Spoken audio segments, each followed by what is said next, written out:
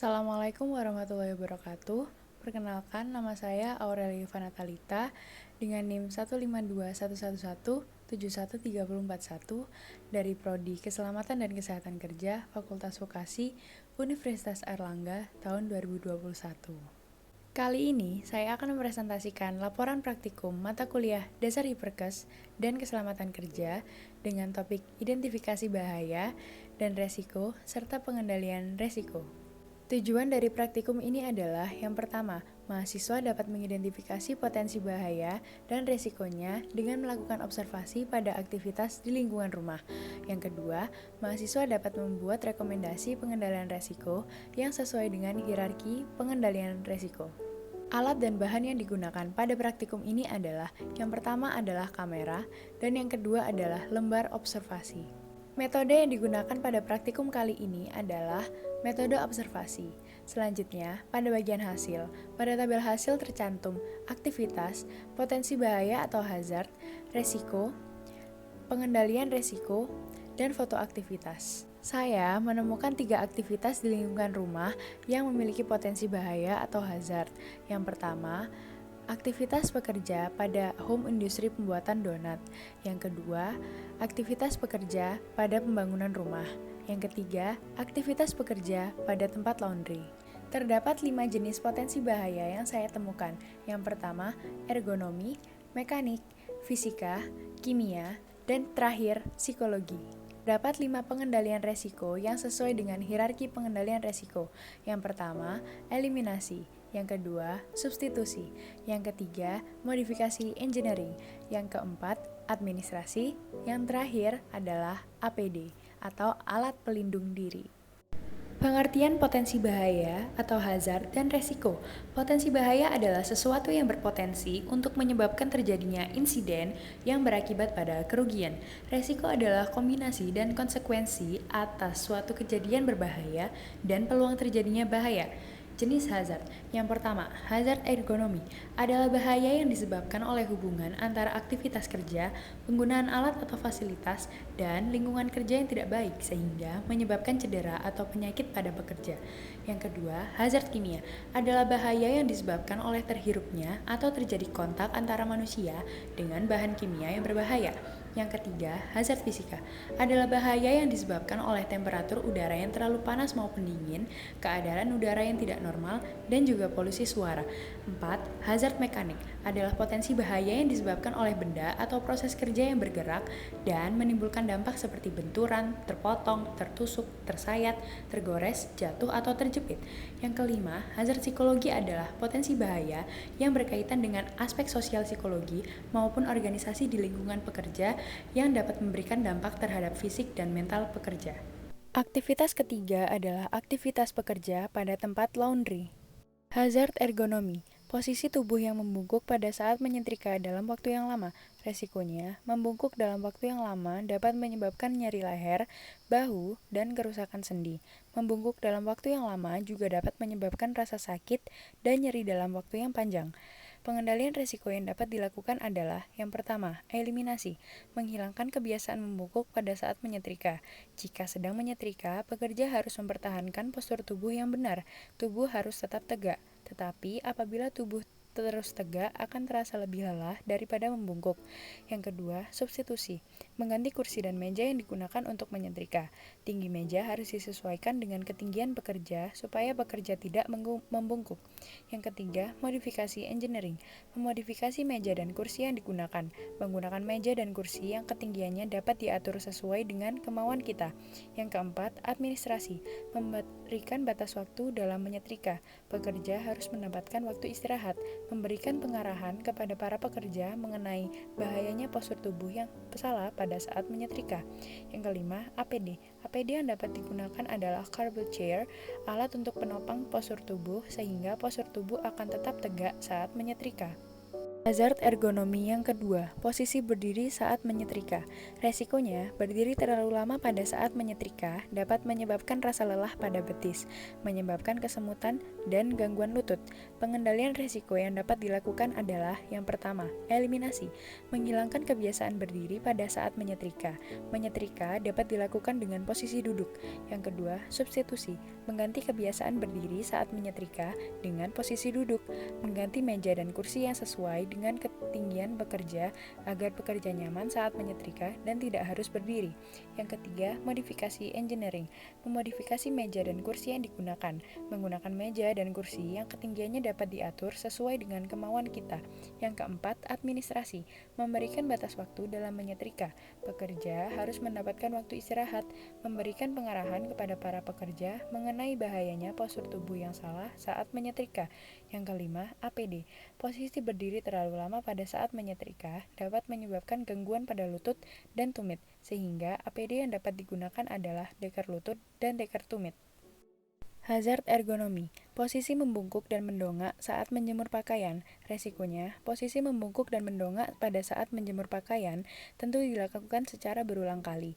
Hal tersebut dapat menyebabkan gangguan pada bahu, leher, punggung, paha, dan betis. Pengendalian resiko yang dapat dilakukan adalah yang pertama, eliminasi, menghilangkan kebiasaan membungkuk dan mendongak pada saat menjemur susah untuk dihilangkan, karena tidak ada cara lain untuk menjemur selain itu, tetapi intensitasnya dapat dikurangi. Yang kedua, substitusi, mengganti jemuran dengan jemuran yang lebih rendah sehingga pekerja tidak terlalu mendongak. Yang ketiga, modifikasi engineering, memodifikasi jemuran dengan jemuran lipat atau jemuran gantung sehingga ketinggian jemuran dapat disesuaikan dengan ketinggian pekerja, sehingga pekerja tidak perlu mendongak. Yang keempat, administrasi, melakukan pengarahan kepada pekerja mengenai bahayanya postur tubuh yang salah saat melakukan pekerjaan untuk jangka waktu panjang.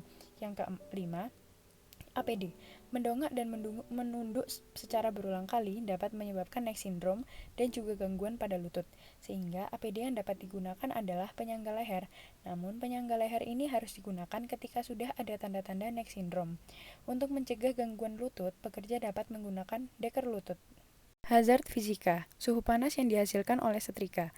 Resikonya, jika kulit kita terkena panas dari bagian setrika yang mengeluarkan panas, maka kulit kita dapat terbakar.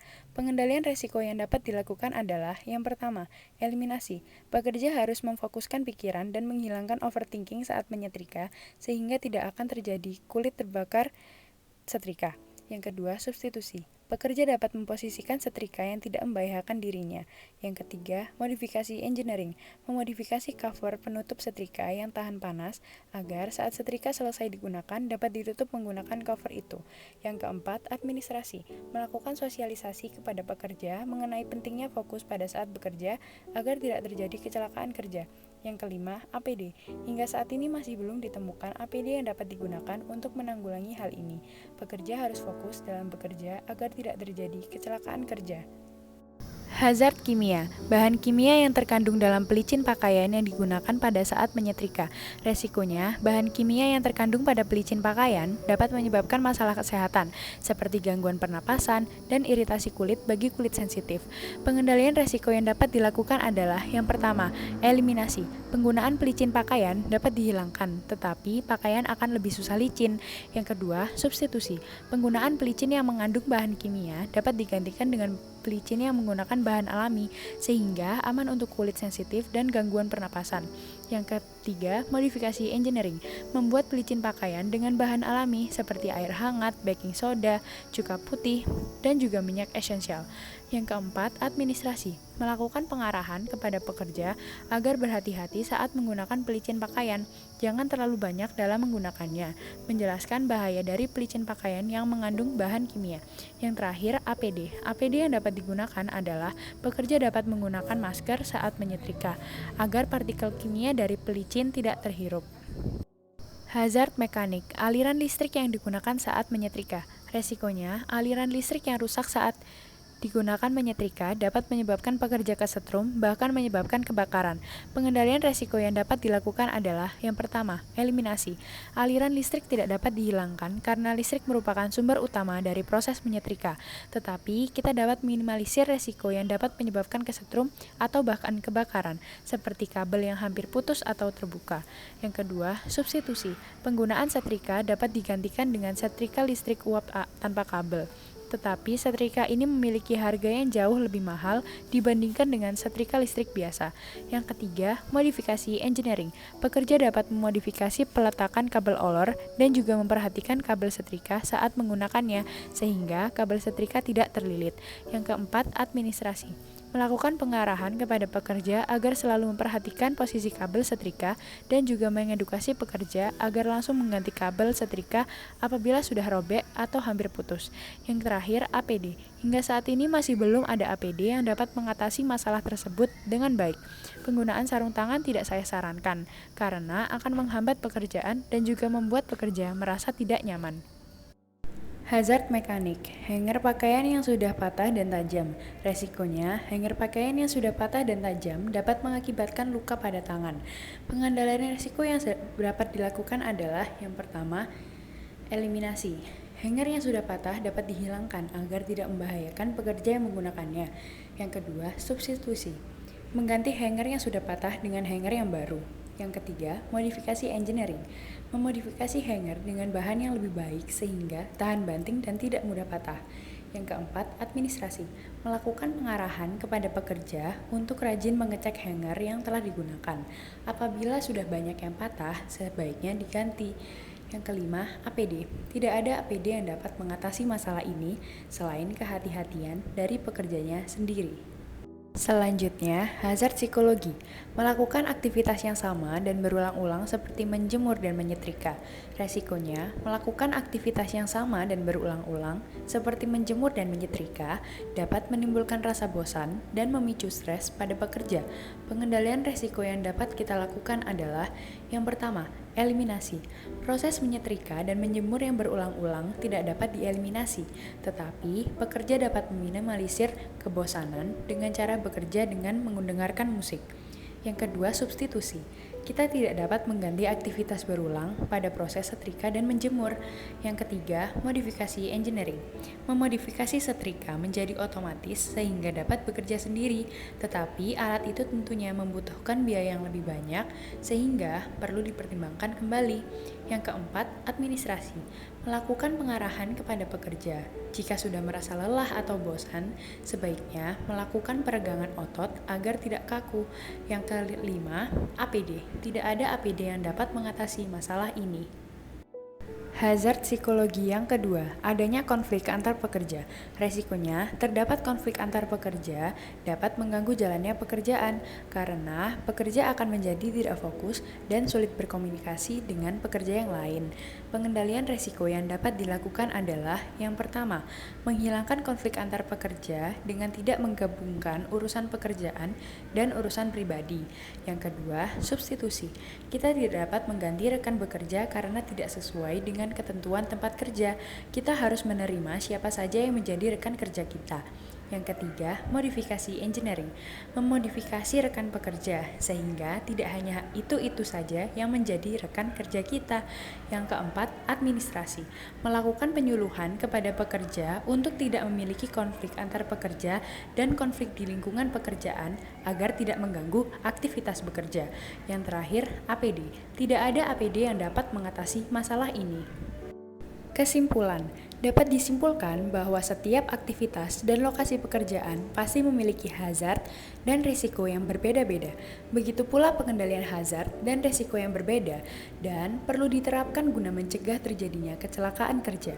Bahkan di rumah sekalipun juga ada hazard yang dapat menyebabkan kecelakaan kerja, sehingga kita harus selalu waspada dimanapun kita berada dan selalu berhati-hati agar tidak terjadi kecelakaan kerja.